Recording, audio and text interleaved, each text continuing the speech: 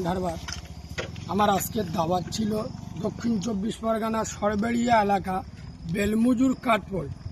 আমার টাইম ছিল 8:30 থেকে 10:30। সময় মতো আমি এলাম, স্টেজে উঠলাম।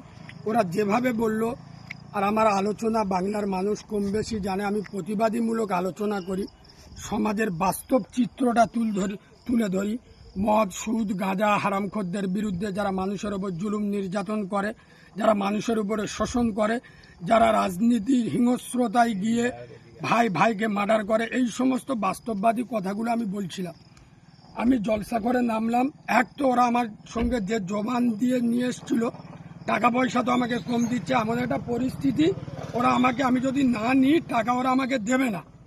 সেই পরিস্থিতিতে আমি বাধ্য হয়ে, আমার যা বলা ছিল তার থেকে অনেক কম, আমি না নিলে ওরা দেবে না, বাধ্য হয়ে আমি নিয়ে চলে আসি। আমার গাড়িতে বসবো তো এসে দেখলাম আমার গাড়িটা শাবল দিয়ে, আপনারা দেখুন শাবল দিয়ে, এটা যদি অন্য কোনো গাড়ি এসে ধাক্কা দিত তাহলে কিন্তু একটু আছড়ানোর দাগ থাকতো। অবশ্যই কোনো গাড়ি বা কোনো টোটো বা মোটরবান লাগলে এখানে আঘাত হতো। পরিষ্কার আপনারা দেখতে পাচ্ছেন, এই গেটটা একদম ছাড়িয়ে দিয়েছে। আমার বাড়ি যাওয়ার পরিস্থিতি নেই, গেটটা দড়ির সাথে বেঁধে নিয়ে যেতে হচ্ছে। আমি বাংলার যুব সমাজ ফুরফুরা শরীফ আহলে সুন্নাতুল জামাতের অসংখ্য ভক্ত মুরিদ, বিশেষ করে আমার সব থেকে বড় অপরাধ, আমি একজন বাংলার সিফা সালার। আমি জানাকে বলেছিলাম বাংলার দ্বিতীয় সালাউদ্দিন আইয়ুবী, পীরজাদা আব্বাস সিদ্দিকী ভাইজান।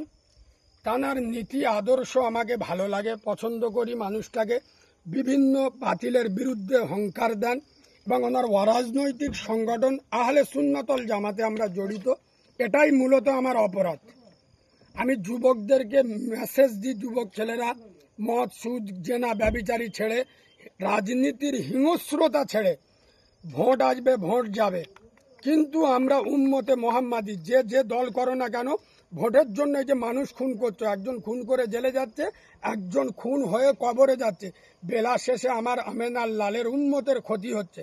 এই ভাষাগুলো, এই বাস্তব কথাগুলো আমি মানুষের সামনে, আব্বাস ভাইয়ের আদর্শ মতো মানুষের সামনে পৌঁছে দিই, এটাই আমার অপরাধ।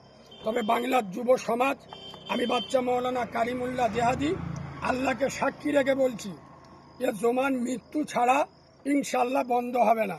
আমার নসিবে কপালে যা আছে, মৃত্যু যেখানে যেভাবে হবে, আজরাইলও 1 সেকেন্ডে আমার আগে নিতে পারবে না আল্লাহর ইশারা ছাড়া। বাংলার যুব সমাজ, আমার বহু চক্রান্ত আমার বিরুদ্ধে, একটা টিম আছে যারা ফুরফুরার হুজুর বিরোধী, তারা তো আমার পিছনে মিডিয়ায় বিভিন্ন জায়গায় অপপ্রচার চালাচ্ছে এবং আমার বিরুদ্ধে একটা হিংস্রতা তৈরি করছে। এদিকে বঙ্গ টিভি, আরামবাগ টিভি, তারাও একটা বিরাট অপপ্রচার ছড়াচ্ছে।